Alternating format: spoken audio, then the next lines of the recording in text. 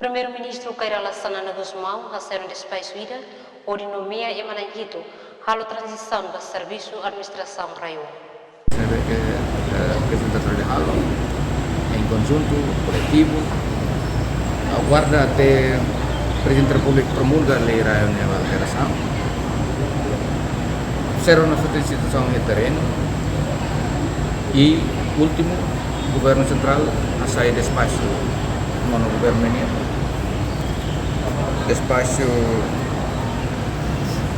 número 14, Primeiro-Ministro, para 12/2023, da Comissão Transição com mandato 15 dias, efetivo desde dia 1 de dezembro até dados completa, ponto de situação de governação local e a Raio União, para depois relatar mais o governo central.